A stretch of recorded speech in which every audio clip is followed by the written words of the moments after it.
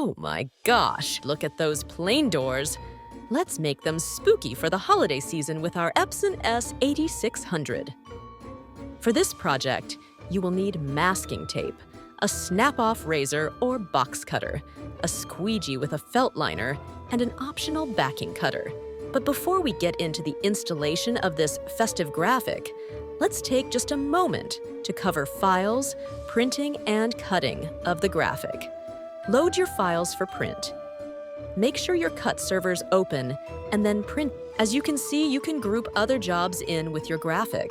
Even with such a large print on the job list, you can still do trim boxes, perforated cuts, and contour cuts all in the same run of prints.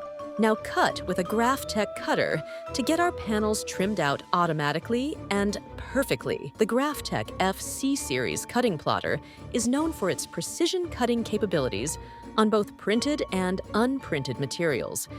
Let's start by laying your panels down to align them first and marking them with masking tape. We marked them with masking tape to reference while installing the panels vertically. Separate the panels now, and at the top of both panels, we have cut the backing paper. This is done to have an easy starting point and a way to ensure your graphics are parallel. Remove the backing and place your vinyl on the door. Take a step back and ensure the graphic is level. If it is not correct, go ahead and reposition the vinyl as need be. This method will prevent you from causing wrinkles throughout the whole print. You can now make the vinyl flush with the door to see where you need to cut a hole in the vinyl for door handles or locks. Using your hand as a guide, hold the vinyl against the edge of the handle and mark where you want to cut. This door has a handle door opener.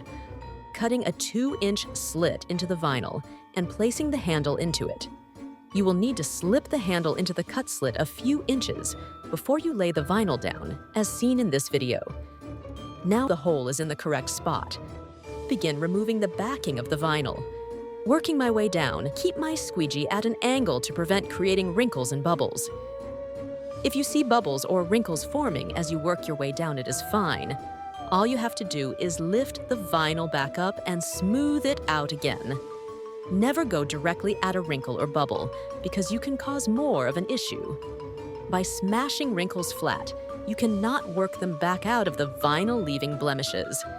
As you work your way to the door handle, make sure you stop squeegeeing the vinyl level with the handle. Doing this will prevent issues with alignment for the rest of the print.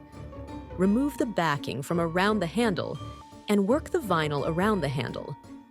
This area of the backing may tear inconsistently due to the slit cut into the vinyl. Please ensure all backing is removed before wrapping the door handle. Now that the door handle is done, you can work your way down the door, laying the rest of the vinyl. With the excess vinyl hanging off the edge, you have two options here. The first is that you can fold the edges over all the way around the door, or the second option would be to cut the excess off. One panel is down, and the second one is ready to go. Just like the first one, we have cut the backing off about 4 inches to help us align our panels. Get the vinyl up on the door and take another step back to make sure you have a level panel and that it is aligned with panel 1.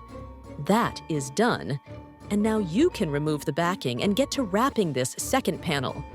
This is where the masking tape comes into play.